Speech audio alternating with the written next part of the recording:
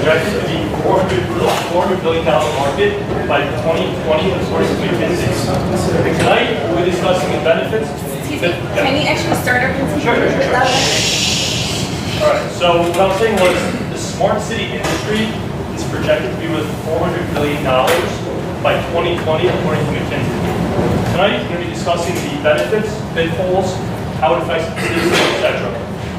In terms of the agenda for the evening, we're going to start with a presentation by Albert from the Loud Hailer team, who's going to give us an overview on the impacts of smart cities, Loud Hailer, all that fun stuff.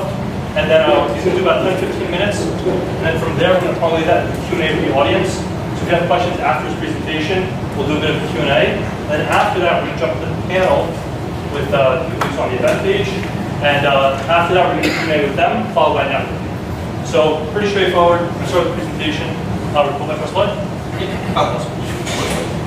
So first of all, welcome. Thank you for coming. Thank you for giving up your evening. We got a lot of sort of rich information to take you through. I think when a lot of people talk about the notion of a smart city, they kind of get to the what that really means. And part of what we want to do is move past sort of, as I put it, the wonky part of the conversation of, are we going to have more informed street lights, better light bulbs, better traffic signals? And I think this is really grounded in one basic premise, and that is productivity. So the whole idea of a smart city is to be a more productive city. So not only in its facilities and operations, but obviously a key component of that is the people that think about it. And so I'm going to take you through this very quick video. I think it's going to help sort of ground us sort of with the future of productivity looks like. And then we're going to get into what's really going to power all that.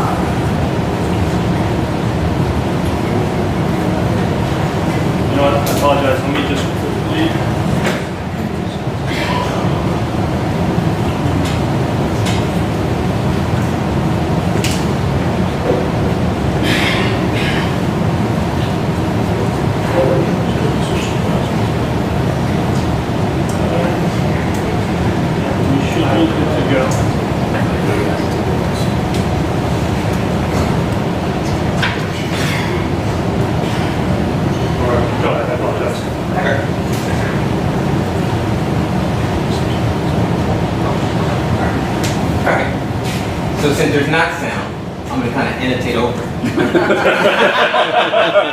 So you guys want elevator reviews, you want hip hop.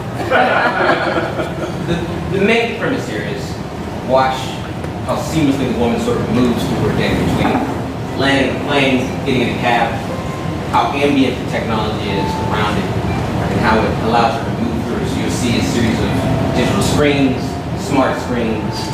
Everything is sort of pulling toward her. She didn't have to push towards it. As she gets from one environment to the next environment, the cityscape is already talking to her. And that's the whole idea of the idea of productivity in a smart city. So I'm not going to play the whole video, but I'm going to let you just kind of imagine what some of this looks like in the future in terms of how we live, move about our day, and what that means in terms of what we should think about building.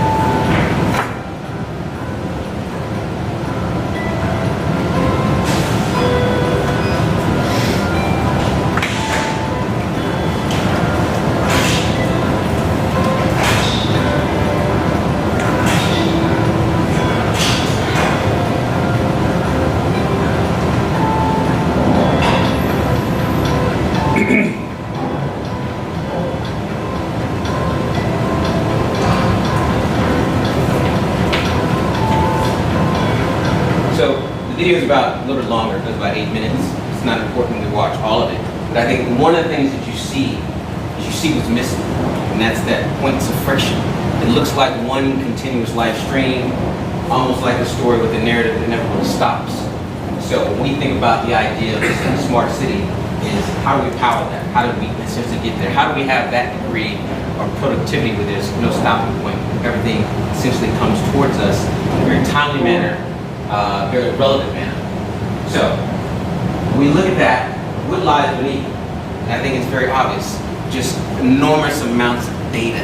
I mean, how can systems, platforms, widgets get us to be that intelligent in informing us, supplying us with information, helping us move more efficiently through the day, and not have to do it in a point where we have to go in and out of apps, hang up and make different phone calls, go on and off different websites. I mean, again, everything is kind of very episodic. In today's world, very choppy, but nothing just kind of moves you through in one continuous stream.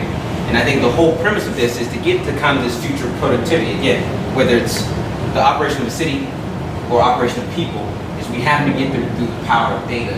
And how will that be constructed? How much to think? What are some of the requirements of that? What does a base foundation of that have to look like? So that would be a lot of the premise of discussion we'll get into today. So, what's the problem? And I kind of said it. We live exceedingly hectic lives, high functioning, everything is very choppy, very episodic, high congestion. There's all these points of failure, would you say, in terms of human beings or what we're trying to accomplish, because there's so much going on and nothing is really essentially connected. So as I said, there's no through line for us to accomplish what we need to do from the time we exit our homes to the time we return to our homes. So that's what we've identified in terms of the problem. And it becomes very much of a human problem. If you think about it, what the major pain point is, we kind of live and die by our apps. You got to go in this app, into that app, in and out of that app. None of the apps, they're not really like each other. You get into the big engines of Google and Facebook and how they don't communicate or how Amazon doesn't communicate. We have these huge proprietary systems we're relying on that are never designed to speak. So again, these points of friction kind of exist, but that's the world we've been handed to. So we're constantly choosing, what are we going to do today, accomplish in this hour, not in this hour. What are we going to do next week? We're not going to accomplish in the following week. Instead of there being a way to get it all accomplished, as if again, it was one continuous storyline that never really sort of ever got interrupted. So, how do we get to kind of the future of productivity? And it's a bit of an eye chart from where you guys are, but I'm just going to kind of read the whole idea of Loudhailer, really grounded in the notion of its core technology, Gookie. Gookie is kind of the core device, we'll talk about it more, for which all the intelligence centered around from the Loudhailer platform. And this is kind of the open letter that Gookie would initiate to a smart city or even its constituents that live within it. The average individual maintains a balance of several streams of consciousness in any given moment, yet the average smart device can only do one thing at a time. So we as people, we're balancing 10, 20, 30 different things, and we're relying on a device that can only do one. Good problem there. So Loudhailer really thought about what would be an extension of how we move through the physical world. What's a way of complementing that? It seamlessly moves from one thing to another, to which everything is connected. And what is something that actually can keep pace with the way the human brain sort of operates in trying to move through the world and balance a lot of things at the same time. So the very idea of going in and out of apps, very choppy, very episodic, doesn't make a whole lot of sense. But again, that's the world that's been sort of designed from a user experience perspective. But what if there was a solution through a single app, single interface, where we could continue to accomplish all these things, from our dry cleaning to our happy hours, which have become ever so more critical now than they were in the past, to everything from scheduling when we're going to pick up a kid, to hailing a ride, to hailing an Uber, to my train is late, so what do I do to kill time? The idea is that there's nothing there to help port us and transition through that. And that really was kind of the genesis of why Loudhailer thinking about a smart city and a connected means from a user perspective could actually mean something. Because this essentially is a problem that's getting worse. This idea that we have to be more and more productive and we still have the same tools to work with. So, getting to the future, what do we want?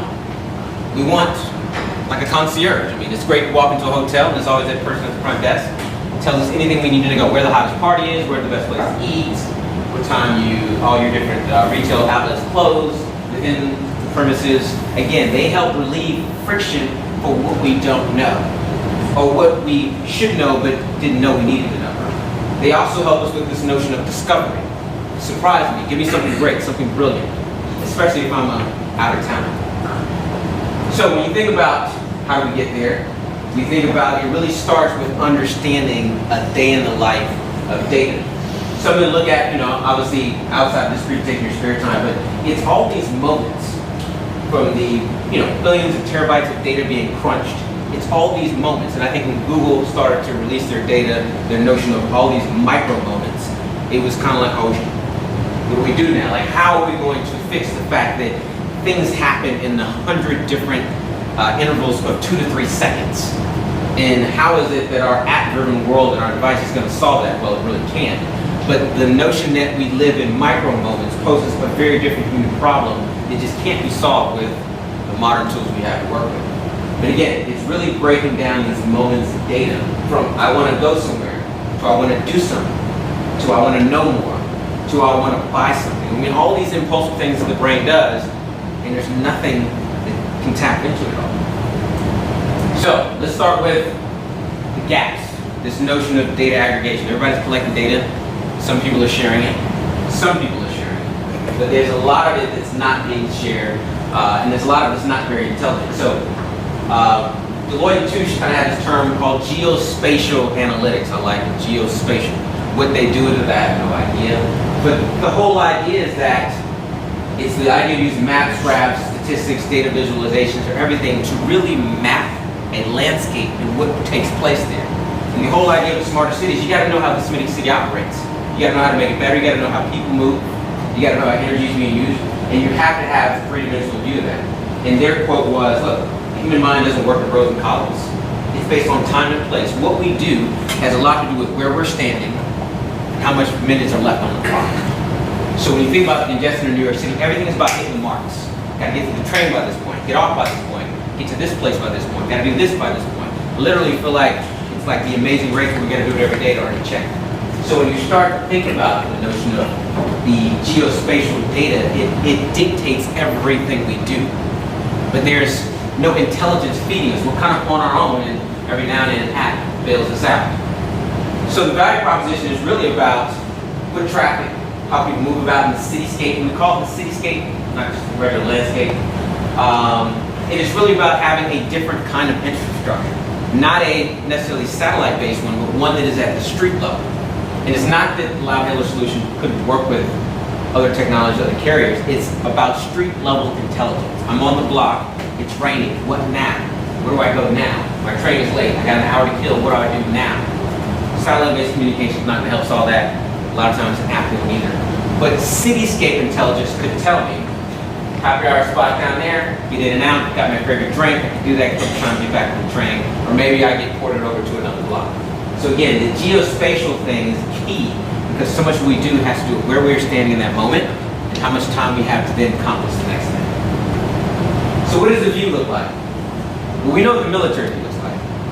It's very enemy of the state-ish. So this is probably a visual similar to what you've seen in the movie, Literally Another State. In terms of mapping the block of where you are, where you're going, and following you. Now, Bookie's view is a lot more friendly. You're not an enemy of the state. You're the asset, high valued. And the idea is, how can I feed you? How can I give you information, make you more intelligent? How can I be an extension of what you're trying to accomplish? So that's the Bookie's view, and this is a data snapshot from Columbus, in which it shows how Bookie, the technology core to Loud Hailer, follows your movement in a cityscape. There are also some other visuals about how it follows in a building, but again, when you start to think about it, the intelligent engine of how to inform you what to do next has to know where you are, where you've been, and what your patterns are. Again, getting back to that sort of geospatial notion. But again, the idea is that we are all looking for ambient, so don't be in my face, don't be too intrusive, be smart, speak when you need to be spoken to, intelligent agents to support. So I put the term intelligent, because a lot of the technology can be very ignorant, but again, we want ambient but intelligent, and that's the whole idea of a smart city. Okay, so the importance of geospatial. What we do in a city tells the story of the city. there's a certain culture that goes with New York because of how people move in it. And I mean beyond merely running you over every street corner, but it has to do with the pace, what we accomplish, what we fit in. It's almost like living in New York, it's like speed dating. You get 30 things accomplished in a day. In the suburbs, maybe it's 10. But the idea is to understand that when you start to think about geospatial, it's the story that's being told by looking at all the information about human patterns in a given cityscape. That's very critical when you start to think about how do you build a smarter city. But it won't be geospatial alone. I mean, that is a core key dimension of really understanding. You can't get to better productivity without understanding this notion. But the next gap is really about the vertical data, how people move in a facility. In particular in New York, everything isn't how they move laterally. A lot of us, once they get in a place, how they move vertically. So we call it, when we think about the vertical urbanization of all these American cities, everything's going up. Skyrises, apartments, multi-dwellings, work, live, play. So you may live in a building where you work, you may eat where you live, you may eat where you work. So you have to have line of sight of how you move across all the dimensions. So again, line of sight, as we've sort of defined it, isn't just limited to where you move laterally. You got to know where you're moving once you get inside facilities. That's the complete data stream. That's part of the utilization. That's part of understanding how people use the space. So the other thing that Loudhailer wanted to focus on is, do we have vertical awareness? Do we know, or do we lose line of sight what's going on once you get into a structure, a major convention center, a major stadium? It's still part of the mapping the behaviors, not just what you do literally on the street. Even once you get into places, we start to go up, down, across, in different areas. And this kind of gives you sort of the human movement inside of a dwelling. This is actually Goopy tracking someone inside an actual convention center, the entire footpath, as well as what levels they went on. So again, when you start to understand, you want to understand productivity, and you get down to the data conversation, you have to have complete line of sight. And you have to have a smart system that has just a different level of understanding. It's very different than a satellite pinging someone's location and saying they were here, and then they were here, and then once they were here. It's very different when you're talking about understanding their movement and their footpath, as well as once they get into a place. Then what are they doing in there? And that becomes a complete view of what individuals look like. And then you can start to assess, well, how do we improve upon that? How do we support that? How do we become an extension of that with a smart platform? So, what is the unified path forward? Really talking about what the city of the future looks like, again, and what the future productivity is looking at these two notions, having the geospatial understanding as well as the vertical intelligence. And it's not the Loudhailer philosophy to do it on its own. It becomes a core sort of integral piece, a hub. But a lot of it will take additional partners whose business model are about a specific type of data set beyond what the Loudhailer framework is really about. So it's really more of a framework around thinking about a smart city, in which there are a lot of inputs, a lot of partners, a lot of opportunities to be a part of what that means. But I think a lot of it is rethinking the idea of a smart city, where the conversation should start. It's kind of thinking about, we think about the idea of network communities, and why Facebook made so much sense. It became the network hub, and everyone just plugged into it. People, systems, organization, because it became a way to organize. So the whole idea of Loudhailer is how to organize the movement, and for a smart city, and not just be yet another player trying to innovate from one sector of one vantage point. So, yeah, the unified path forward, what's the expectation? I love this one. Really quick cartoon, it says, I think my Nest smoke alarm is going off. Google AdWords just pitched me a fire extinguisher and temporary housing. So, obviously your house is burning. You can pick up a little something to help put out part of the fire, but you're going to live somewhere else. So, obviously some data is being sold at light speed. And this is probably that ambient but intelligent agent that we're looking for. And not all information is essentially that wide, but I mean, this is the world we're moving into, and consumers knew that. But no one has a problem being pitched that when that's the scenario of what's going on. So people are becoming aware that everything they do leaves a data trail. The question is, what are the bennies? What are the payoffs? You know, how are you going to enhance how I live? And again, if my house is on fire, how are you going to find me some temporary housing while we can get white kids try to go put out what we can and say what we can. That's the idea about building a framework. It's not that they don't understand privacy. It's how you educate through transparency by giving up and relinquishing things before, and then giving them some level of control to to turn it on and off when they want. So, standard of governance, and when you start thinking of, look, there's a lot of data, a lot of information crunch. But what we have to look at is tenets that have to happen. It's got to be hyper-relevant. I mean, street level has to know where I am, where I'm going, and tell me to do something that actually means something with the direction I'm facing. You have to have continuous line of sight. Meaning, if you have breaks in understanding people's episodic type of behaviors, you're just less useful. Ambient presence, we talked about that. Smart engagement, adaptability, transparency, augments other technologies, isn't trying to obliterate them or compete with them, but allows naturally for them to fit in the confines. Has to have a sense of community. And the whole problem with the premise of a smart city is, I want to be more informed, more aware that the block around me radius that really matters. And then having a level of control. Users want to be able to turn it on, turn it off, make the decision for themselves. A lot of times you find if you just give them control, they'll never exercise it. If you don't give them any, then they get pissed off. So a lot of it is just understanding the dynamics of which advantage. So, what's Bookie's approach to data? Biggest challenge is data is so fragmented, disintermediated, you have to cobble together a whole bunch of companies that have totally separate agendas and have no interest but making and driving their own profit. So that doesn't work. The other thing is intimacy. Connected city smart and city data has to be intimate, understanding the people that are moving around. Like drones that are intimate. They're all kind of technology stacks, all kind of data, but they don't have the intimacy. And proximity and movement is about intimacy. Understanding, almost interpreting how the mind is playing out based on the behaviors doing in real time. But big data, of course, alone won't solve this. I mean, because everyone just talks about big data. It's really small data. It's the little things, the little touches that the consumer appreciates based on how they move. So in the IoT era, aside from the fact that we need to demystify and get away from just big terminology, it's these sort of small moments. It's the things that explain why they do the things they do, why they went there, why they bought that. Making meaning of that information is really allows you to get to kind of a smart, connected infrastructure. So when we think about what the technological requirements, a lot of it was based upon what the cloud layer backbone is built on, from being BLE enabled, having indoor wayfinding, that gives you the vertical awareness. Got to have messaging, discovery. You got to reward people. So part of the thinking about is people should be rewarded for participating in generating and churning the community, because they're putting back obviously to the economy and usage of it versus going into other communities. We've talked about the idea of payments, the idea of is there some sort of currency that's earned within a community that can be redeemed within a community? That's a big conversation. Location-based, and we call this really microfencing. Microfencing gets down to proximity of just feet versus the geofencing with DMA. Smart information, smart location information delivery, I mean, that's a tenet that has to happen. User ID graph, I mean, I think when you start to get down to it, that's really what we get down to is the ID graph of individuals that have common behaviors. But I mean, some of the things that will come into play is computer vision.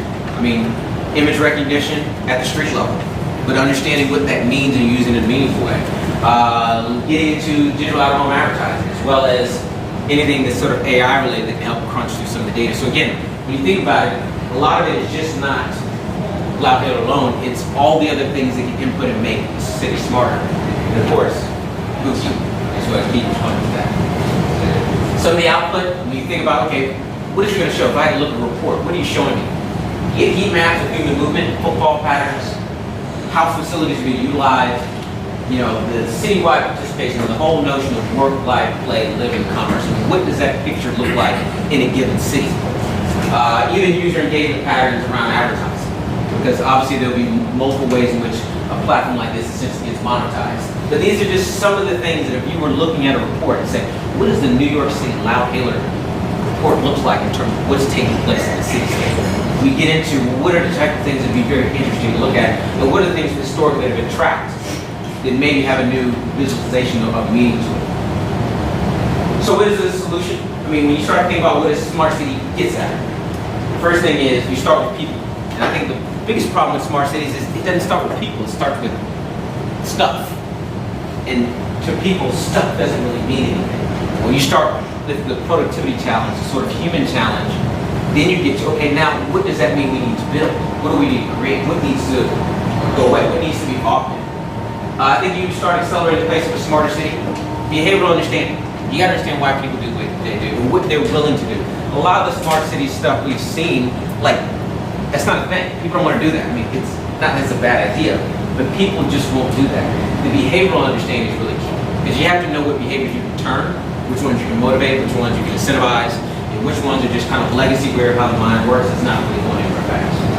I think that normally gets you into a mode of greater sustainability, because you can move people to do things that are just naturally more sustainable for a city.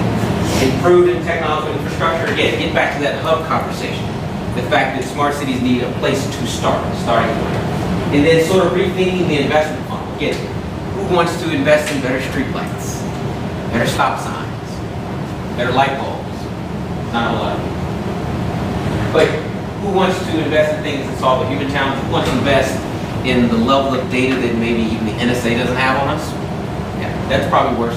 So a lot of it is recasting the conversation of where thinking about a smart city should start. So, how are we shape the future?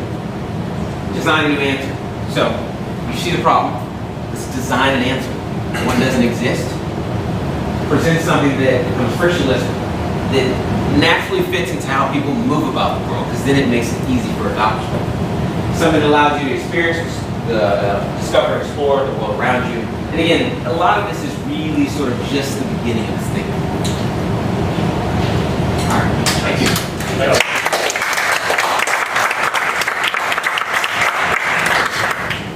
Anybody want to do the first question? So I have a question. So what role, if any, does search play? Or is part of the search? Yes. Mobile search. So it's a great question. One of the things I've always talked about is clients dump enormous amount of money into search and marketing, whether they make the money or not. Because I think they believe it's gospel what they need to do it. Is you have to unlock search insights beyond the search box.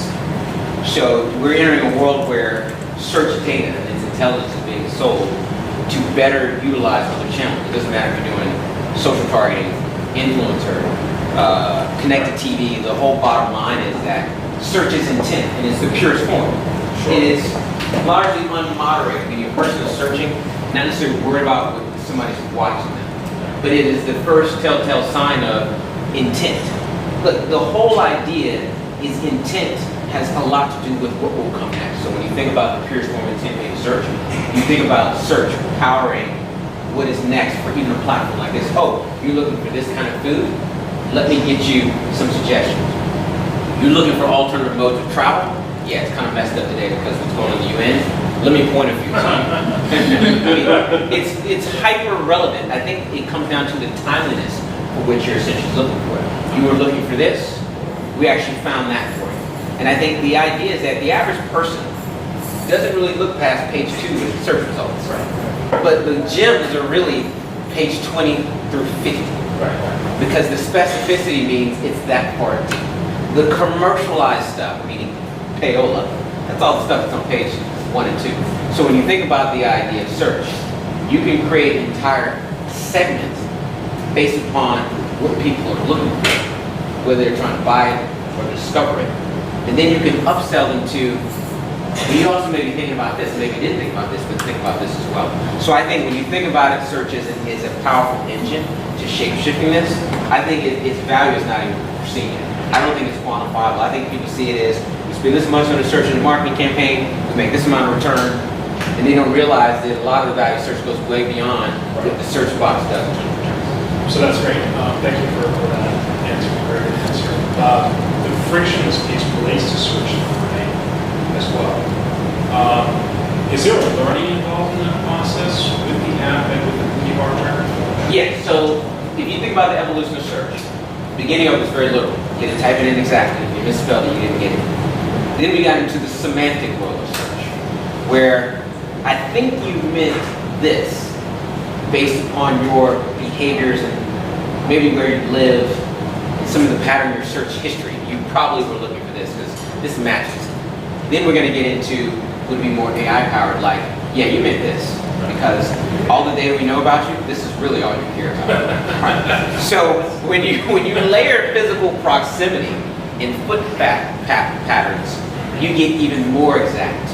Like, oh, you started typing, yeah, you want that because that's where you walk every day. That's right. So that's along the journey of what you would normally do. Yeah, I mean, there are things you may want to discover that breaks your own patterns. There's nothing wrong with that.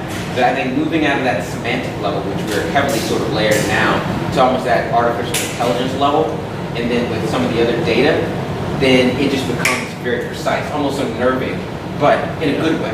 Yeah. Yeah. Time for one more. We'll go to one more. Let's go. Yeah, sort of segueing into the semantic side. Lots of AI today is more brute force, not so much semantic. And one of the hardest things for AI is context and context switch. So how do you either compensate for it or plan for it going forward? Absolutely, great question. So AI is only as good as it's informed, as the agents that are building it. Part of the limitation, even when we got into cultural bias, if you look at the majority of developers who were building AI, they were of, a couple select, let's call it demographics, technically speaking. And there were a few that were excluded, meaning weren't many developers who were black and who were Latino.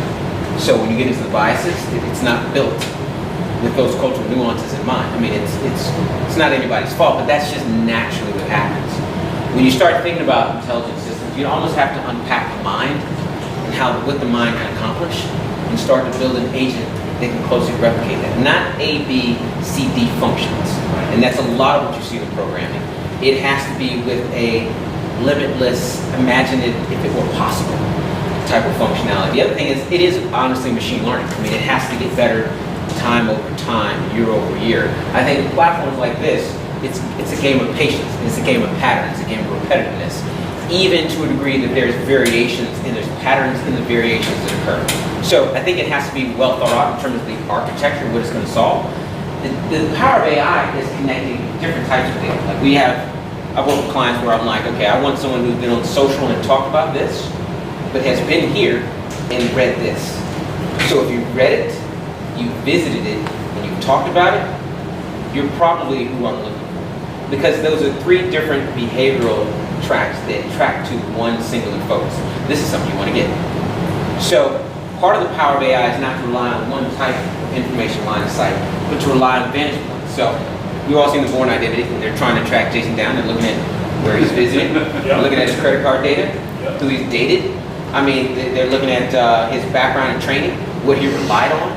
I mean, it's a huge sort of workup to say, oh, he's going to enter the U.S. tomorrow.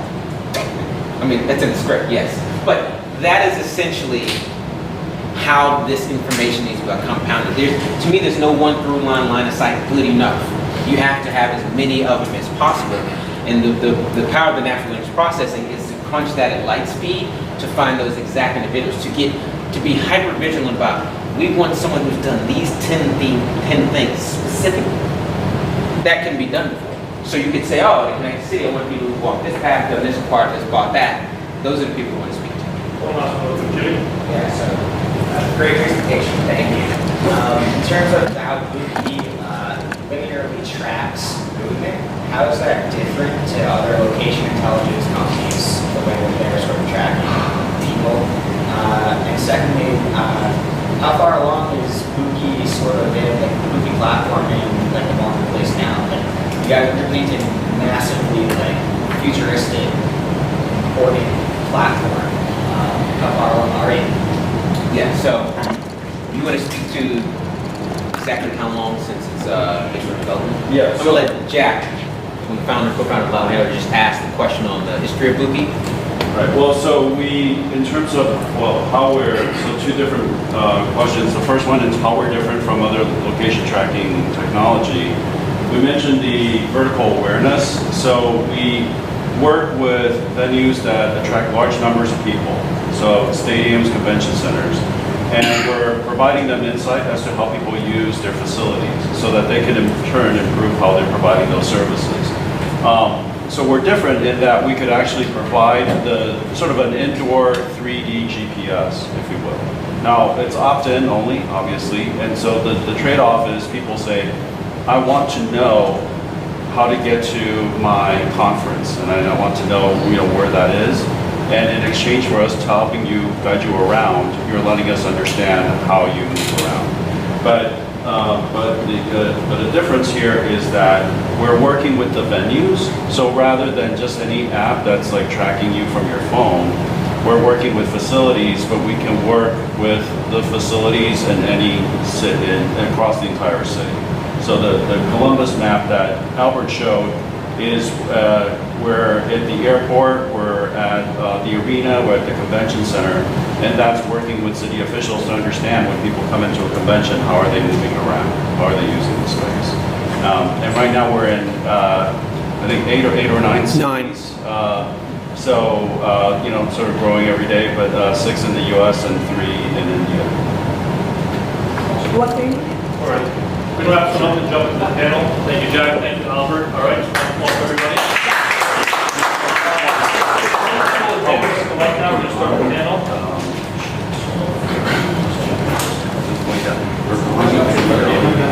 What's the third? Not Dagwood. What are the 3 cities in India? Gurgaon, Bangalore, and Noida. Okay. So here I have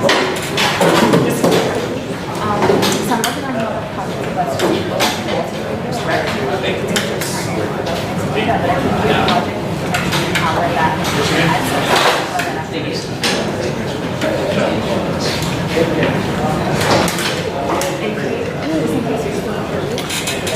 I know that even that would be great.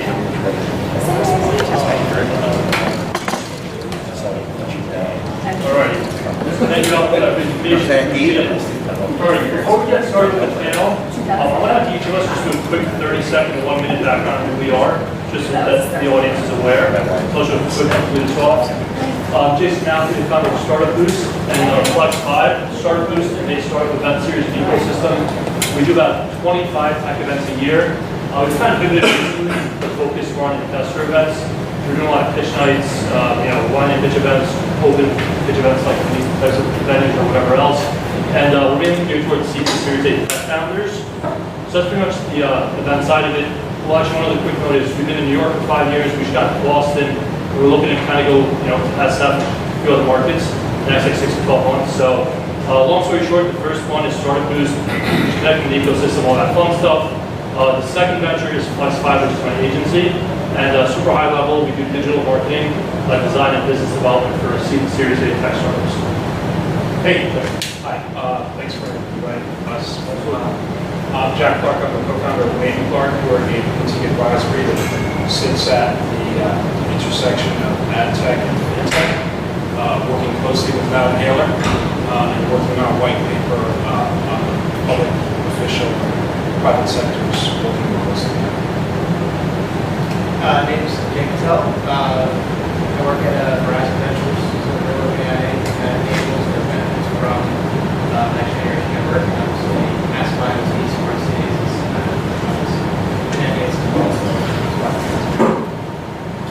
Hi, my name is Steve Kalifowitz. I work at a company called Localize.City, a brand new real estate search platform here in New York.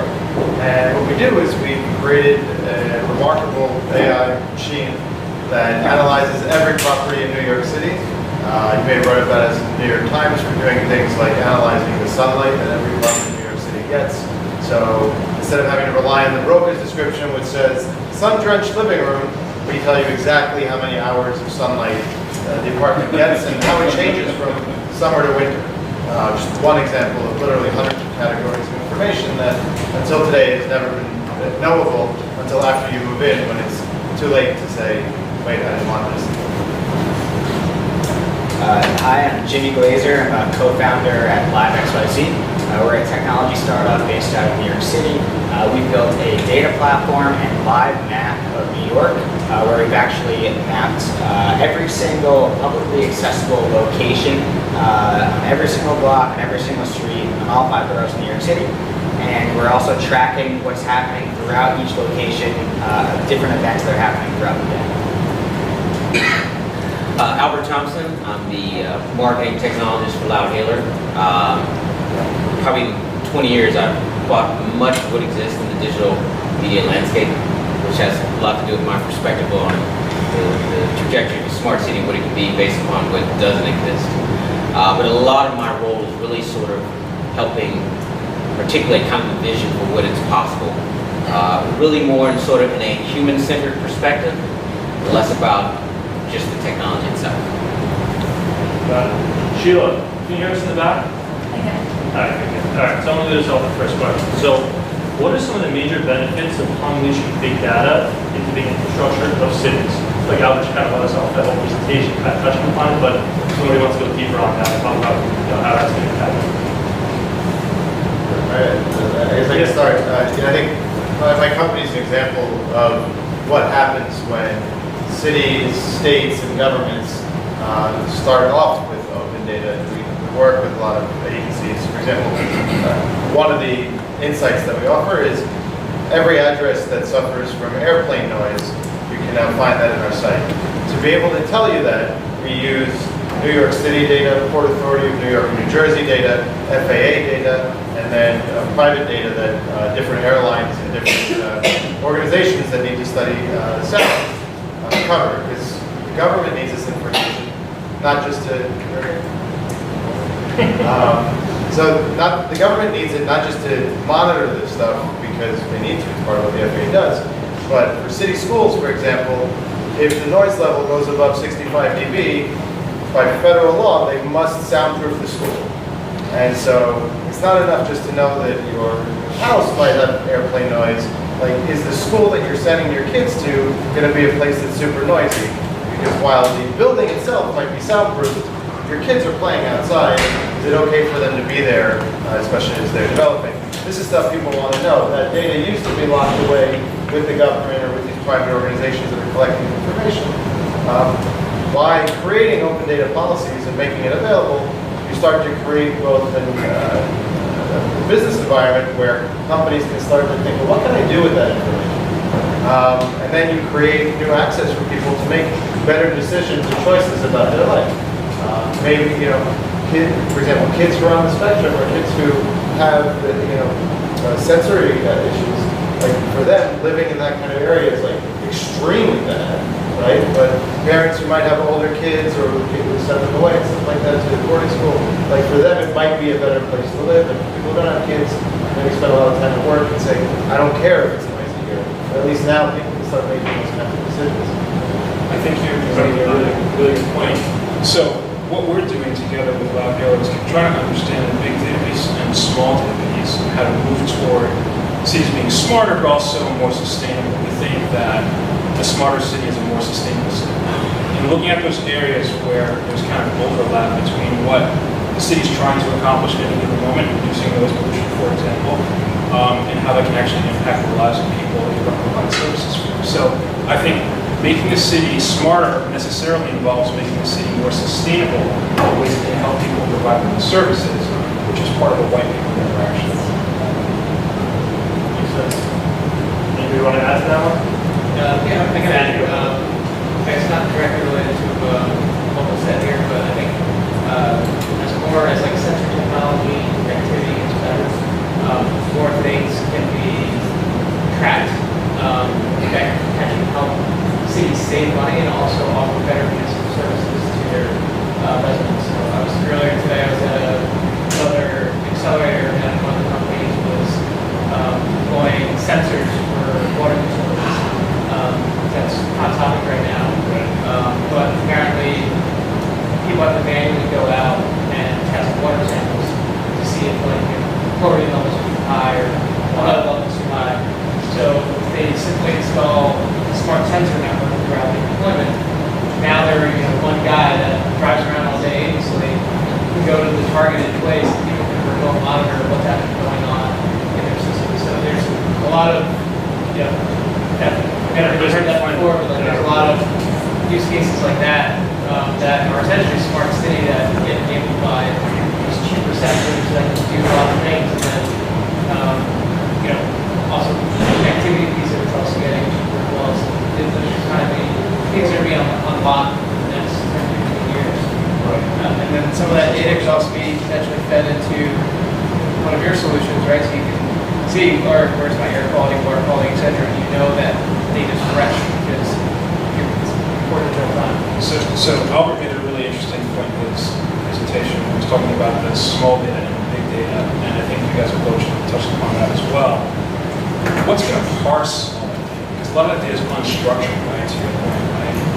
So when you mentioned the AI piece, and you talked about computers that were, had a certain amount of horsepower, right, to sort of accomplish a task, I think you're really talking about quantum AI, which is really just a recent milestone. So a quantum AI stack is really going to tackle that big data problem of the 21st century, because there's so much unstructured data that's out there, and we don't really have a way to parse it. So who are the leaders going to be? And I think right now, Google has the most used language for big data stacks. I think most of the modern infrastructure that's being built right now is actually using Google Go. And so it makes sense that it would be Google, right? But I just think it's really interesting in how we think about the future, how we're navigating it, and providing services for people who, by and large, they're really underserved segments of cities. So to piggyback on that, data will obviously unlock a lot of visibility and a lot of data-driven decision-making. But as you said, so much of the data that we're ingesting into these models is unstructured data. And one of the biggest things that we really need to pay attention to is something that I like to call, or it's called data integrity. So like how truthful is the data inputs into the model that informs your decision-making. And I think that's going to be something that's really important that's looked at as we rely on big data to inform our decision-making in the future. Makes sense. All right. So the technology required for each smart city will differ according to each city's unique needs. To that end, is there a technology foundation required to activate big database within the cities? There's some sort of like hard requirement in terms of like, hey, I'm a city that has zero smart city access, whatever else. You may start doing these couple of things to get that whole rolling. There's some sort of like hard requirement that some cities may or may not have, for example, that. So, yeah, I don't want to monopolize the competition, so someone else can go. But things are going to vary from city to city, but there's also going to be things that cities have in common. Right. Like all cities have generate revenue, right, to build infrastructure, right? So the question is, how do you solve that problem through data? We actually have some IP development that solves that problem. I think there's ways to look at it that involve what you're saying, needs very from city to city, and then there's going to be data stacks that get built that have language that solve each particular problem. So it's really the problem being arrived at, the problem coming to a public official, and they say, okay, well, I need a tech tool that's going to help me solve this issue. And then they design the architecture, the SaaS architecture, whatever it is, to solve that. I think there's a required change in mindset on the part of the governments, where like the government is typically there to deliver service of some sort, like collect the garbage, provide fire service, police, I don't know. When it comes to data, I think the problem is that the governments are not capable of delivering service that utilizes that data, right? So I think like your question is actually two parts. There's a collection of data, and then there's doing something. Right. My personal perspective, my experience is that where governments need to focus way more is organizing, collecting data, and just organizing it, and then making it available as they see fit, right? Because like police, there's a lot of questions of like, is it okay that all of this stuff is out there? We're being surveilled, all of that. Like that question is something government should deal with. Our elected officials should be held to account for what they're collecting and how it's being released and how people are allowed to use it. But ultimately, the use of that should probably be in the public sector, not from the governments, but a great environment around where companies can do it. And I'm just saying it for my benefit. It's like the speed at which we can innovate on that data and make interesting uses of it. Yeah. Is so fast, the government can't keep up because of the nature of the government. It's something to trust the private sector for it to really scale. It's almost like make the rules like collected, make the rules for use, and then let people use it. because even the government started, yeah, they open sourcing the data itself, but a lot of governments, and even when I talk to people here in the city, a lot of times they're like, oh, we're starting, like, we've been working with them on stuff where they've seen it, and they're like, wait, you guys already did this. And we're like, yeah, we did it. Like, don't waste millions of dollars. But like, we did it, and like, I hope 2 other companies try to do it better than us, because it's going to make us be better. Like, how we use the data and how people should use it, how like the public should use this data, like, nobody knows. This is uncharted territory. And the step of collecting the data well, it's not like, let's take sales data for property in New York City. There's one source that had 3 different eras. There was pre-1980, I believe, and then there was 1980 to 1990, and then there's 1990 to today. And it's one data set, but all the data is organized differently because they just decided to collect it and sort it differently. And so sales history is really complicated in New York City because it's just not recorded well. Like just that simple thing where like tax revenue is so closely tied to sales of property in New York City, the city can't collect that data well, right? Or like, you know, I mean, I could just go through so many other examples, but like, when you're asking like big data and like smart cities, if you want a smart city, start by creating good rules and collecting data well as a city, and then you can create an ecosystem of companies who want to come and do interesting things in your city. With using your data and your rules. Quick thing on that's funny. When I was at Rutgers, Newark, which was like 2006, 2007, I was interning at City Hall, and like they literally had like boxes of like just paper, and they're like, put this on a computer. And like we just had like 3 people in the room. We were just like, I don't remember exactly what it was. We were just crunching in data. I'm like, what? Have you ever heard of a company called CoreLogic? They're worth like $60 billion. They're a massive company. Most of their business started by sending people to the tax office in little towns across America and just taking their paper files and just typing it into a computer so that then they could provide insurance companies and FEMA and others, estimates on like what it would cost if a tornado went through here, like what the replacement cost, right? Because it was just like written down on paper in little offices, and it's further. So CoreLogic built a $60 billion company off of that, and like most of their business still comes from doing that. To this day, they still send people to the offices to slap at people. There's a ton that still needs to be done. So Yeah, I think you brought up an interesting point about how data have business rules for how it's organized, even so it's actually useful. I think the other thing you run into in cityscape, in any confines, is much of a human being's decision making is never declared.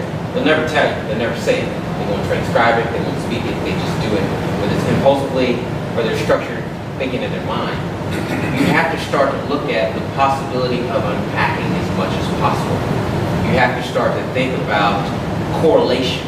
Well, they'll never say this, but if I see them go do that, then move this way, and then they did something at endpoint, I can now infer why that's going on. They constantly take that path, it's less congestion, it's more scenic, and their favorite coffee shop is there. So now I know their pattern is around a certain work-life balance of getting away from the noise of the city as they take the High Line route. They want something that gives them a brush of fresh air. Right. So we start to understand the importance of stuff like that. So again, starting to think about what they will never say, but if you can start to get 5%, 10% of that, then you start to think about, okay, to your point, what's a good way to collect that so it's organized?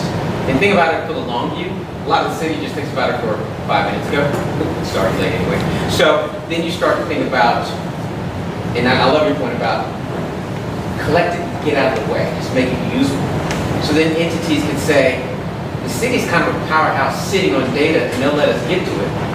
Companies will come in and build a business, an enterprise, infrastructure, city, state to state, globally, just off information that says there's an opportunity. But it's very hard to go into the government confines and get anything other than frustration. And you end up having to just build something on top of it. So I think that's a different way of casting the government in how they're going to be a utility to power commerce. Help us come up with a way to organize it, get out of the way, then people will come to you to make stuff. We'll have more of a maker society. And yeah, you know what? You're the government. You'll probably find a way to get a cut of that anyway. Sorry. All right, good stuff. All right, so as the world is getting more and more connected, we are seeing a diminishing return on people's privacy. So So what can tech companies do to strike the balance of making people's life easier through their tech while protecting their personal data? Ask the Verizon guy. He's from Verizon. That's what he wants. You know, watching, we're highly regulated, not just by the wire, Can't hear you. use that data that for the last 20 Can't hear years. you at all. Google, Facebook, etc. Just think about it for a second. These are trillion-dollar companies. They're trillion-dollar companies because they have their cogs for free. So when you, for 20 years, I think, like I saw that question ahead of time, I think the damage is already done. Yeah. Unless you're born tomorrow or you're born right now, They already have it. they already have it.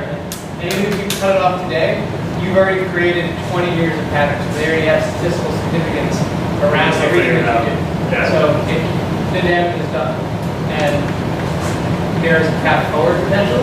Right. I think data privacy companies are going to start popping up in security, etc. But these titans that have already done the damage, damage is done. Yes. Doesn't matter. I guess then the question becomes for, I guess, future tech companies who haven't already Yeah. tarnished that trust there. Well, unfortunately for them, it's a higher barrier to entry. Yeah. Right? Now they have to figure out how do we, engage, how do we, I think you mentioned people have to opt in. Yeah. Now, if you never have to ask, you always get. But if you have to now ask, now it's like, you already asked 100 people, maybe 10 people only opt in. Right. So now when people are asked, hey, do you want to divulge your location information, your tracking information, they'll go, oh no, you can't have it, even if it benefits them. Yeah. Because they've been conditioned now for Now they ask. Yeah. right, now the conditions of everything that's up in the media, and also now people are being more aware of it. Right, I think recently it's come out that Google and Amazon have been listening to your smart devices and deploy consultants to, manually, it's like core logic, like, hey, listen to this and then figure out what people were doing while you're trying to build something around it. Yeah. Probably it's kind of a moment for the bigger companies to spend. Exactly. So stage. it's like when you see that $100 device with the speaker in it, some people don't think it's a device. If they would use the stigma as monitoring, as strategy, they could change it. And that's like saying, look, in all transparency, we're going to exploit your data to sell you better life opportunities, meaning we'll make sure you get better coffee, better timely transportation offers, better retail offers, and then someone's like, hell yeah, do that. Right. So you just find companies won't use the stigma of lack of privacy to make it very clear what the end user benefit is going to be, because then everyone would just be a hand raise, like I'm all in for that. You're going to save me some money. I mean, that's the whole idea of what a connected community can do better of, because the idea is that I want to, as they say, live my best life, but a better life in the confines of what I'm doing. And we've talked to clients about the same thing about you just need to be very clear of what you're going to do with it and make it clear what the end benefit is, and then they'll just be okay with it because you kind of ask permission not, but you said they were going to get better, so they're like, well, I want better, so why would I complain? That's what we haven't So the seen. communication and transparency to resolve that. Right. Yeah, and almost be, Handle that objection. smart brands will be funny with it. I mean, they'll be a little tongue-in-cheek, but they'll be very strategic about, look, we're going to do it anyway, so why lie to you? And at the end of the day, you should see the enhancements, and then if you don't, maybe we'll not. Maybe. So I think data privacy is obviously going to be one of the most sensitive topics of conversation amongst us as a community going forward.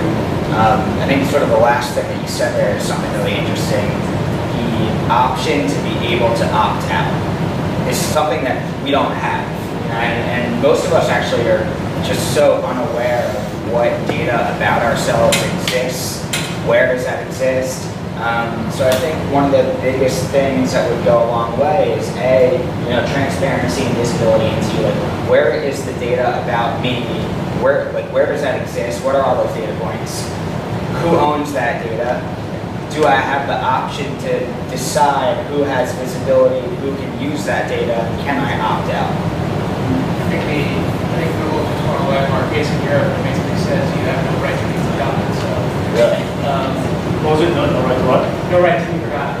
Oh. So yeah, Outside of the outside of the EU. Outside of the that EU. landmark affects us here, right? Everywhere else. So I think it's very. There's also this other element of we don't actually know what's going on, or what could there's a fear of what happens when you give up privacy, but it's not completely clear what, like, so I was in Twitter for about 4 years. I ran strategy for Asia from 2013 to 2017, and I've been in the ad business for a while before my current company. And like, you know what? The biggest advertisers in the world don't spend that much on fine targeting because the ROI is just not there. A big Super Bowl ad still gets them a better ROI than really fine targeting that can guide you to a certain thing. I'm sure Google has some really crazy stuff. Like, there's a guy on my team who used to work at a app company that like made you buy stuff in the app. And when I was interviewing him, I said, "What's like something interesting that you did that maybe you feel weird about having done?" Like in the adjective side, not in your personal life. And he said to me, "So Google can because we need people to buy stuff, like it's a 7-day free app, but then you have to pay." He's like, "I can target people with a propensity to buy apps." Now to me, that's really shitty. Because Google knows, yeah, it's credit, exactly. Like Google knows, like I've never paid for an app. It's just, I'm crazy that way. So I'll never see an ad for that app because Google knows I'm not going to buy an app. But somebody with a propensity to buy is now getting pushed apps that in the beginning it's like a gambling thing, right? And so like so to me, like that's an example of like, yeah, we can do some pretty crazy things.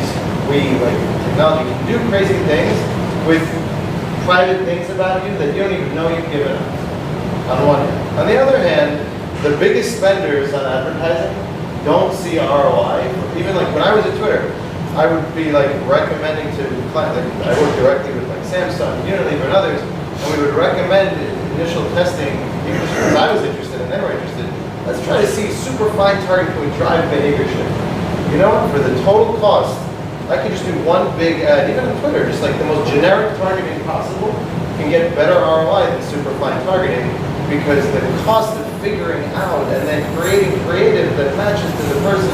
So like, CAC's too high on that. it's, There's like a CAC cost of acquisition. yeah, your CAC just jumps and then like the need to do so many versions and then need to hire more people to manage it. Now, computers might replace all that to make it easier and faster and then it's like, do I just want to be this like kind of automaton that, you know, companies and cities are pushing me along?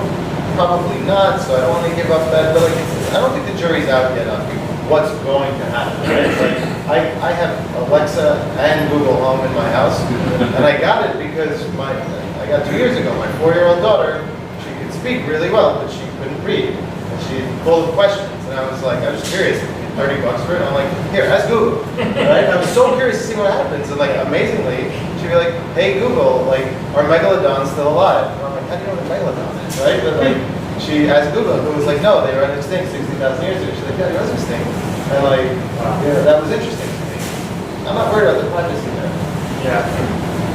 That's right. It's like, so again, I think the summary, like, there's a lot of things happening, and there's a lot of potential bad and potential good. I don't think either is clear. Yeah. It needs to be watched, but I think there's a lot of fear mongering from people who are scared about what might happen. Right. Maybe justifiably, but I think there needs to be more nuance, like with most things. The discussion of where it's going. Yeah, to your point, I think that fear point has more to do with the lack of education than it does with like realistic outcomes in terms of what is overall. I think that's just human nature. Any institution, humans, they don't understand. You're just scared of them. They always will be until they educate on it or used to it or integrated into a lot of personal notes, hopefully that'll resolve itself. All right, so smart cities who leverage real-time data enable efforts to reduce traffic, pollution, energy usage, crime, etc. What smart city applications with big data do you see having the biggest impact on citizens in the next 5 years? I know I'm going super deep on that, like 100 years later, and then maybe 20 years, who knows how long that is. But in the next 5 years, like, what are the biggest applications you see in terms of like, real-time data and just how it's going to change things? Crisis management, catastrophe, because I've seen a lot of that space actually. I've seen a lot of those things, so that's going to be big. I think a platform like this is important to that. Because of climate change, coastal flooding, Who knows if Miami's still gonna be there in 20 years? Yeah. You know, big concern. And also kind of drives that sustainability.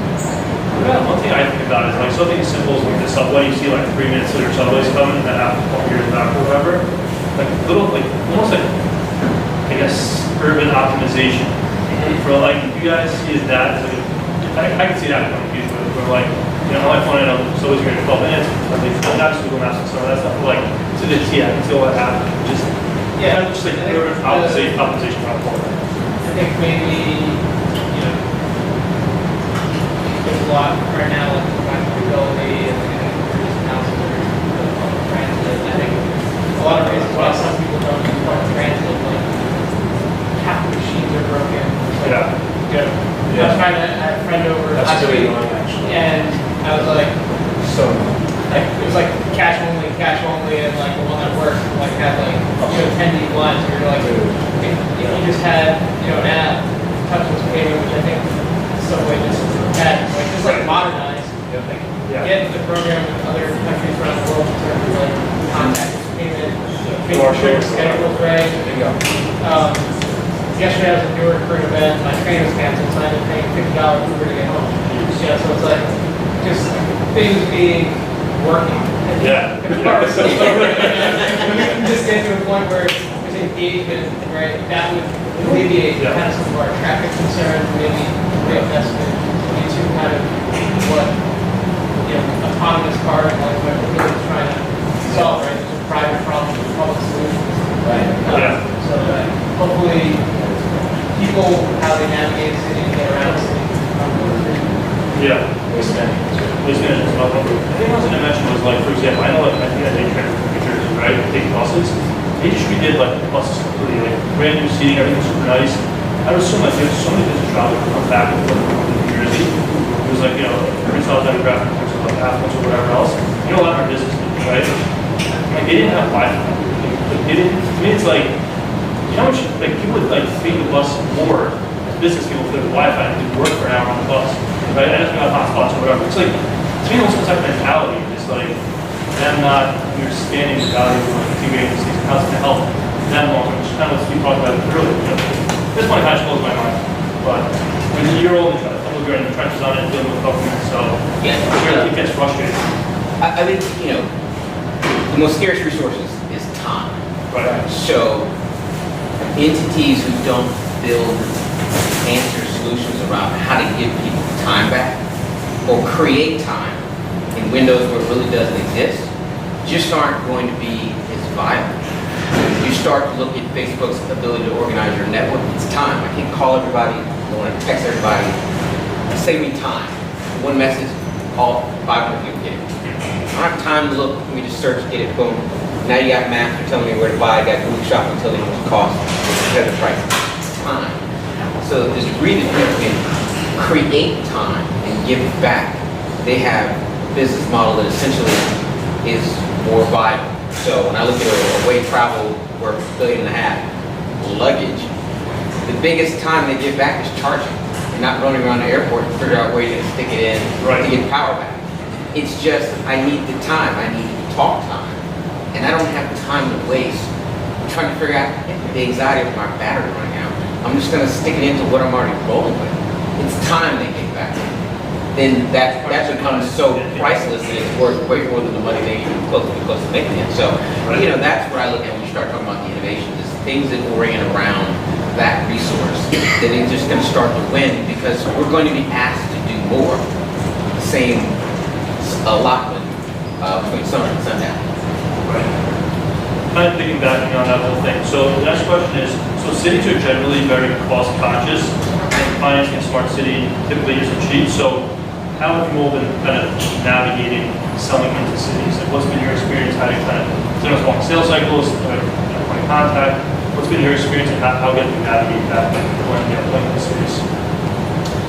Sure, I mean, you know, working with cities, it's different than working with the private sector. There's a lot more layers that goes into the decision-making and approval process. There's a lot more organizations that don't necessarily communicate so seamlessly with each other, and actually there's a lot of duplication of work. So from our experience, because we've actually been working closely with government officials for the last 14 months, it's really sort of, it picks up momentum once you start to sort of meet with different agencies and start to get buy-in. And then once you sort of start to get buy-in, well then, because everyone in the government, they want to do good. Like they want to do good things. They want to be using the newest tech. Like they want to be doing things that will even be sort of legacy statements for their administration.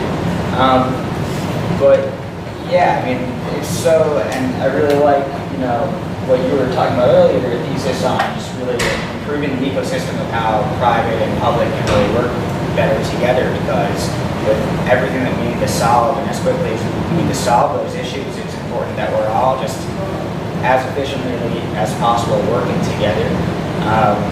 But yeah, from our experience is that you got to be willing to put in the time to really make those relationships. But once you make that investment and you truly do have something of value to add to the city, A, it's really rewarding. B, it's going to happen. The government has resources. Anybody else want to plug in on that? Good? All right.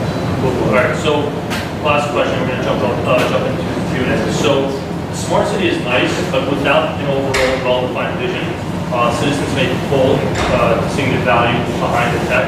So what are cities doing to get their citizens to opt into this evolution? I think one of the things you see in certain cities, basically it's more prevalent. I was talking about this with you earlier, just simply like parking. People get anxiety around going to big cities and where am I going to park? I don't want to get priced out of the garage. Nobody cares about change. Very few cities have like, credit card at the meter. They have like that broken credit card machine down the block. You gotta get a ticket and put on your windshield. I was at Asbury Park in the summer, and they had a very simple app that just you put in a code, you pay, and that's it. And then it reminds you if the meter's running, you're going to run out, and then you pay. So it's like, if I'm a municipality, I'm like, wait a minute, I can increase my revenue, and then make it easier for people to come patron my town and my business revenue. During a notification, you can just pay it. So Yeah. I was in Boston, I got a ticket like a month ago. Right. It's just all And that. they want you, but it's like, people will be compliant, nobody wants to get a ticket. Yeah. And then if you can also then layer on new layers of service like availability and create potentially incentive time for, if you know, hey, the city's kind of empty at this time, why don't you lower the parking? Maybe Right. the demand is, people will. So there's a company that got $3.1 million within the past 18 months called Populous AI. They're out in San Francisco, and they provide that there. So next time I go to San Francisco, go with the app. I think it's about incentivizing. It's about incentivizing behavior in ways that are reward the end user for acting in ways that are more sustainable. So parking, less congestion, less traffic. It's also, and you put on economic value there at the Yes. same time, Yes. right? Oh, I'm going to the city, wait, I need to budget half an hour, right, you don't run around and find parking, nobody wants to do that.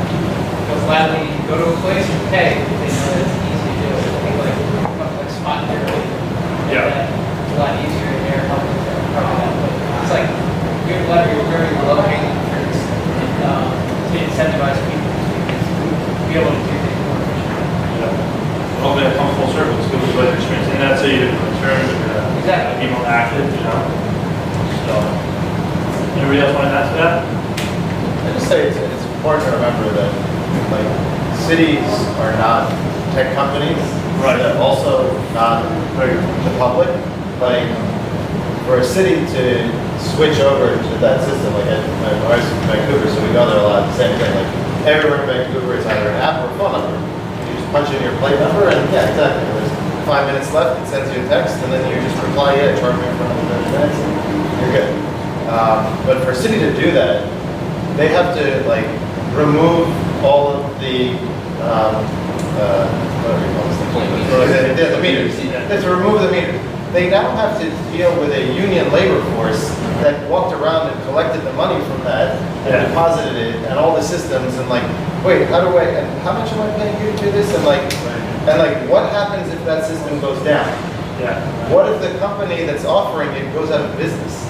Like, I went to look at an e-bike the other day with a friend of mine, and it's like a startup company here, and he's a CTO of a big company, and like, so the way he thinks, like, he walked out of there, he was like, I'm not getting that e-bike. And I'm like, why? I thought it was great. He's like, because they have a custom battery. There's no way these guys are going to be in business in 2 years. And I don't need for the bike with a battery I can't replace. And I'm like, okay, that's how a CTO should think. And now take that times 1,000, and that's how a city thinks. Like, Yeah.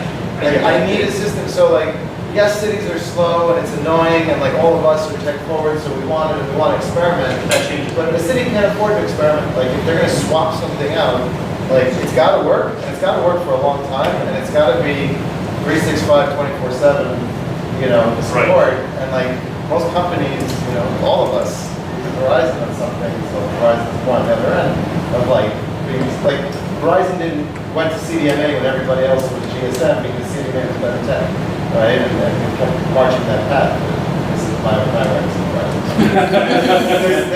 there's engineers at Verizon, like this is the Mabel, like so and Verizon said, I'm not going to the global thing, and like the US stuck with it because it works. Right. At the time it was a little bit slower, but it was the better path to go. I always try to remind myself when I get angry at the city, it's like It's not that easy. yeah, like they're thinking of all the things I'm not thinking about, which actually make this new cool thing less cool because how do you support it? Yeah. No, see, that's actually incredible.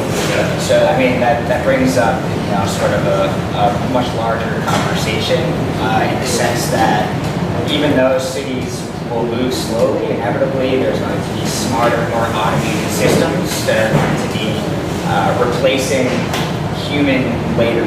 And when we talk about smart cities, cities need to really think about what a smart city is 10 years from now, when the trends of urbanization and digital technologies is really going to mean that there's a lot more automation and a lot of jobs that were in the past are no longer going to be. And cities hopefully should be working together, looking at this as an opportunity to make everyone's lives better. But if we don't really have that conversation up front, because it's really a big systemic change, it might not be what we want it to be. So. Well, what you're saying reminds me of one other thing that cities need to worry about is equity, right? And equal access to things. So, if any of you know what accessoride is, that's like the city provided cabs effectively, or transportation for the elderly or disabled who can't use city systems. Like my dad's 86, and so he sometimes is accessoride. It's very unreliable. You have to like order it a day in advance, and like hopefully they show up at the right time to take you to your doctor's appointment, and hopefully you get there on time. Like it's a terrible system, and so one could reasonably say there's Uber and Lyft. Like why is the city operating accessoride? Just give the people a special card and let them go on Uber and Lyft, and like job done, right? Like Uber's always on time. I'm amazed at how quickly they show up because the city's responsible for the safety of the person getting to and from, and they can't just outsource that to Uber. Right? Or like there's a city in Houston, that's a city in Texas that's now partnering with VIA. And VIA is going to be providing their municipal bus service. Because the city said buses cost too much money for us to handle, and we don't have equity, and VIA's technology can allow us to do that. We're going to subsidize that for everybody, and whatever money we spend on buses, it's going to VIA. And we have urban planners in my company, and we were talking about this, and the first thing one urban planner said is she's like, what do people without smartphones do? How do you ever be it? Right? It's like, boom, like, oh my God, wow, like we're so excited about the new opportunities that this thing gives when, wait a minute, there's a whole portion of society that won't have access to this, and there's no good solution for that. Right? Yeah, I'm sure. Yeah, exactly. And I mean, this layers on so many things. So, again, like, it's not, I think as you said, city people, they want to do good work, but they're trying to solve, they're not trying to make money, they're trying to provide service equitably and not get yelled at by the public for this or that. Just needed to blow my mind. Haley has done a great job. Let's give him a quick round of applause.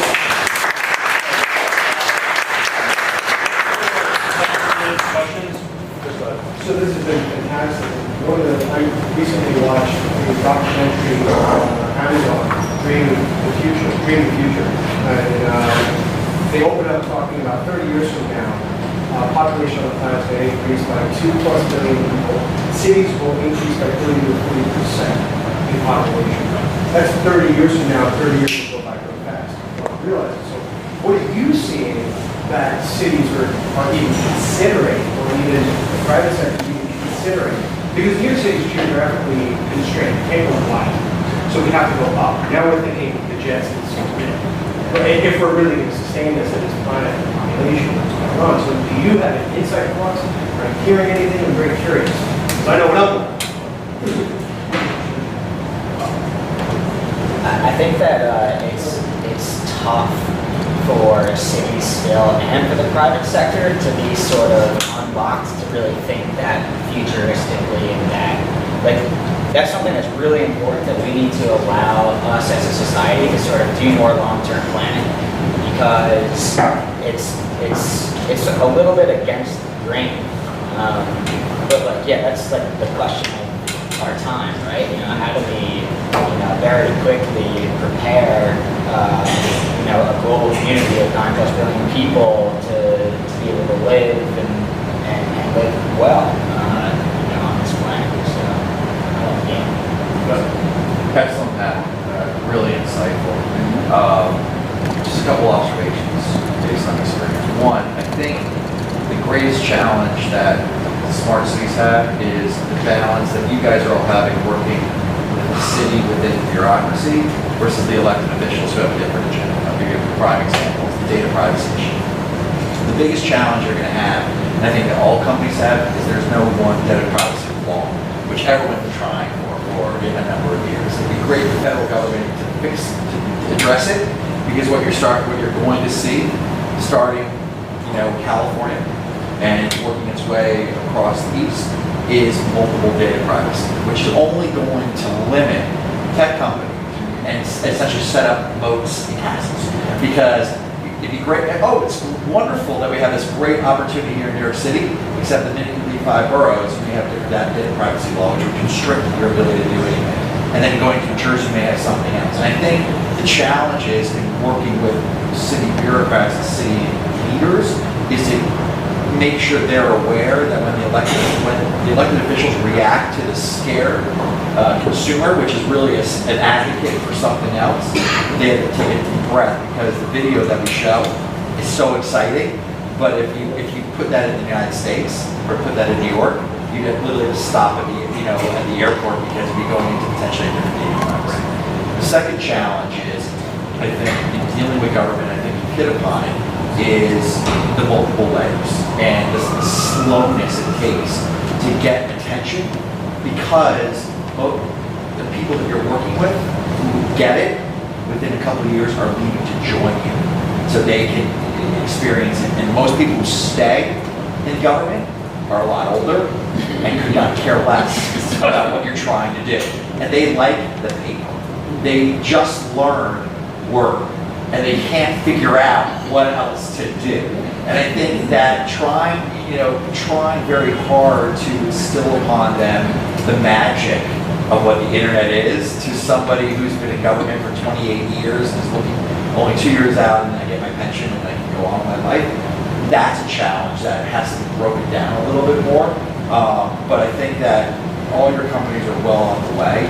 It's just trying to influence elected officials to get them excited about it, so they can bring it back to their city officials, because they can be your best advocates. They have the ability to pick up the phone a lot easier than you or myself or anybody else. They pick up the phone and say, City Councilman so-and-so, or City Councilman so-and-so, we need to do this. It works faster than you working to take a meeting. So you just got to think about that as you're moving along. Yeah, I think there's clear rules of engagement. When you think about a smart city, it's going to apply to different tiers of city.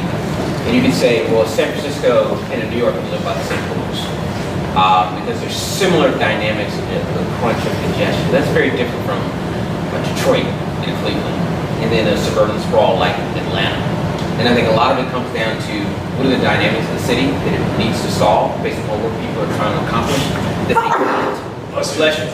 I think the other thing comes down to existential threats. New York City is always a kind of a terrorist target, so the need for data security, all that stuff is exponentially greater than it is for Houston or Dallas. So the framework, while there's some base fundamentals, there are some very clearly different things, which means in New York City, you gotta have computer vision, you gotta have image recognition technology, you gotta monitor the street, because those are the unsuspected threats, the soft targets, they call them. Very different in not needing computer vision in Cleveland because nothing's really going on in the city. And I think in the beginning you have to get to be very realistic about different rules of engagement for different type of tiers of cities and dynamics, and start to bucket them, saying, look, Sacramento, this is your model. It's similar to the model we've done over here in Rhode Island because it's a much more quieter city. But for a Los Angeles, we have to look at the same type of things we've already piloted in Chicago. And I think you have to look at the level of transient nature of the community, which ones have more ethnically diverse populations and which ones have their own culture. Meaning the Bostonians could decide this is what we do in Boston beyond just Tom Brady, okay? And decide that these are our rules for engagement for Boston because it's a big city with a very local feel that almost have its own essential own rules all the way down to its accent. And there are cities across the country that are layered like that. So I think that's where you have to be smart in the beginning. When you get into municipalities and having, you need to come in with a formula that we know, look, this is probably going to be similar to how you work. So you don't have to model the New York thing because you're just not that city. And that allows you to make the baby steps. I think later you get to an evolution of in Austin saying, we want to be like Chicago. We feel like we're on the rise. So let's look at some of the things that they're doing and open this up a little bit. But we want to get to a New York level. We want to be the small New York. There's always a city that's the small Atlanta burgeoning or the small Chicago that's growing up. So I think that has to be thought out and understand the context of the landscape. But if you get to be very practical in the sense that every city has a unique culture and fabric and dynamics it's managing and budgets, so that there has to be a modular approach to smart city adoption. And I think part of the problem with the Oracles of the world, they were just kind of like $100 million. Right. It doesn't really matter if there's a population of 100,000 or 100 million. It's 100 million. No. So that's the whole idea of a light infrastructure. And it's a modular infrastructure. They can fit to say, okay, we need 10 of these partners. For a city like this, we actually only need 3 to get off the ground. And I think that's how the conversation needs to start. You got to come in on approach and kind of meet people at their level. And I think in the early going of Smart City, it was bringing like a huge dump truck of infrastructure and costs. And people are like, wait, you need to back that truck up. Like, we don't even, what are we buying? What's in that thing? Do you even know who we are? Do you know how we live? And I think that's got to be part of the intelligence, even on our part, in going in and meeting people on their level to then elevate them. You can't get everybody to start at the top. Well, I got time for 2 more. Chris, which smart city initiatives do you think stand to have the biggest positive impact on human health and wellness? So physical, mental, emotional well-being. And here's the twist. Which ones do you think pose the biggest threat? We could talk about this for all week, but whatever gets your head. Yeah, I would say it's smarter cities. I would say it's more what you guys are kind of focusing on, unearthing, zoning codes, what was allowed to be in a certain place, kind of using that smart data to urbanize the urban environment. I spent some time in Amsterdam, and 30 years ago, they made a conscious effort to say, screw you cars, we're going to make this place bike friendly and walk friendly. So you talk about health, that 5 months I was there, I rode my bike 2 miles a day, every single day to work, because there was a proper bike in the garage, and I didn't have to worry about that. And over there, cars go to look for pedestrians and bicyclists. I think you're starting to see that in Manhattan, where there's walk only, bike only, etc. And people love it. It's being adopted, right? You see city bikes worldwide all the time on those dedicated bike lanes. Now, every other European city you visit has that. So I think part of kind of with the zoning, look at like Hudson Yards, there's housing going up everywhere. So I think part of a smarter city is kind of understanding how people are now living today versus, when things were done by the core logic on pen and paper, like, all right, that looks cool, there's a shipping yard here. All right, we can only have industrial type stuff. Now all those businesses are gone because it's no longer a manufacturing society. Hey, there's industrial lofts here, but people, there's no, train station, there's no public bus stop. So I think in terms of health of the city, I kind of think about just how people interact with the environment. And I think stuff like that can reduce pollution levels and make people get from point A to point B quicker. And then, I guess, outside of that, there are a lot of sensors and such that are becoming cheaper, so you can actually monitor emissions. If someone says, hey, what happens if we shut down the street for 5 days? What happens to the air quality? And then it's material, maybe something happens. But we now have the ability to do that, whereas before I don't think we had that level of modeling capability or even like sensor capture. Intelligence. Yeah, I think the word is balance. Pressure cooker of life usually comes down to things being out of balance. So suburbs need cities to have feel of vitality. So everyone's trying to build a town center in the suburb. And big cities need suburban walkways so we have a highline. Because there's some gap, there's something missing that's wired around our brains that make us feel more refreshed or alive. So it really starts with what's the proper balance a smart city is missing. And what it needs that changes the mood that I can go to a quiet space in Manhattan. I mean, think of that.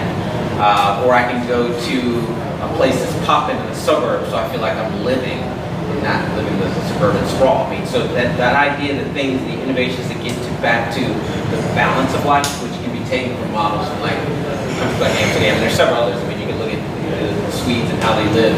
How do we port some of that in there so people can go to a place, be temporarily transported to get a little bit of the balance back? And then I think you get towards a better feeling and mood about more sustainable environments. And then you can start to get to the point of changing people's behavior and even essentially incentivizing it. But I think it starts with getting people balanced back the same way time. You can change people's behaviors when you give them something that they can't find. They can find water, they can't find time. And then you can start to say, okay, how do we use that to get them to move in a different way, to do things that are more sustainable, whether it comes down to waste management or new air quality initiatives or less traffic so we can just walk the streets of New York. I mean, whatever essentially it is. But there's a psychological starting point as to why there's so many people depressed or battling it or fighting it or trying to keep it away or trying to give it a stiff arm essentially. And I think there's more studies around that and how to put that back in. Then you start to get to business ideas that naturally do that. And then even incentivize from city government standpoint that, if there's a sustainable model in the solution you're providing, there's more that will come your way in terms of not only community support, but government support, so to get out of the way, and then investor funding support getting out of the way. I think people look at it in a piece. You got to start at the beginning of where it's rooted. I'll try to answer both of your questions and your question at the same time. Smart grid is both the most exciting and sustainable and scary thing possible. So like the 11th of every month, a guy from Con Ed comes to my house to check the meter. Because there's no wireless way for some reason. Well, no, I know, because my gas and my water, National Grid gets it wirelessly, and DEP gets my water wirelessly, but somehow Con Ed has to send a guy to my house, and I'm never home. There's always this thing there, and what I do that night, I know it's the 11th, and I take a picture of the meters, and I email it to them, and that's how I submit my thing. So that's like where we are today. And where we're going is, so I have some friends who work at Ericsson, and they're working on projects with Maytag and Samsung and companies that create washers and dryers, like home appliances. And they're all looking to move to a appliance as a service model, where you don't buy an appliance, they bundle both the appliance, the hardware, and then the power. So you will buy the power from Samsung. And Samsung's job is to have all of their appliances, like first of all, that model incentivizes Samsung to make the most power efficient devices possible, because if they're selling you the power, the less power it uses, the more margin they potentially have. And it works for the city because as more cities move in, more people move into cities, like, it's 2019, we still have blackouts here. Like, I lived in Singapore for 7 years, and I would spend a lot of time in countries that weren't like Singapore, and like brownouts in places like India or like Cambodia or Thailand. Like, okay, I get it. You know, there's problems here. Like, literally, on a building where we were, like, there was an on-site power because there was no municipal power to the building in like one of India's biggest cities, like where Twitter's office was, right? So what we're moving to is a world where I'm excited about it, that there will be these companies that are incentivized to produce appliances which use up most of the power. They're incentivized to make them super low power and make them not, that you don't throw it out, right? That, like, if the gasket changes, like, they're incentivized to send a guy to just replace a $2 part rather than throw out this massive washing machine because really just the thing that turns it stopped working. So there's aligned incentives there where cities can not worry so much about power because they could just call Samsung, and Samsung can say, all right, all of our washing machines don't work for the next few hours because we're seeing a power surge. And so there's connected incentives to both maintain power without having to put in more new power lines or have blackouts, or this neighborhood doesn't get power and that one does. The scary part is that once it's all connected, some rogue nation can come in and knock out our power. There's one point of failure to go and say, guys, no more power here. So it's both super exciting, sustainable, something that will help with this massive influx of people who just keep going to cities, right? No one wants to not leave the city. And things that we need. What? We need to make more cities. I was gonna say that. And design them from the ground up. Smart. Because if you look at how New York is, I mean, the Dutch, British, and us, it's not designed, it's archaic. It's built by necessity. Now there is a suburb, right? Suburbs are built on the premise of cheap oil. That's fundamental Only flaw. 70 years ago. So that's fundamental flaw of, urban planning and, Yes. U.S. development. And now you're seeing, revitalization of the city and the boomerangs, the generation that started the suburbs, right, the boomers, they're all now saying, wait a minute, I want to eat, I want to drink, and I want to be walking distance or a 5-minute Uber from where I live. So the cities now where, call it post-recession, we're like the haven for like poor people, hipsters, they're being kicked out, right? Like you go to Austin, like I went to Austin like almost 10 years ago. It's very different now than what it was 10 years ago. All the people that made Austin, they're gone. They're fleeing to tier 3 cities because they can't be a barback or, barman or Refer to that as gentrification.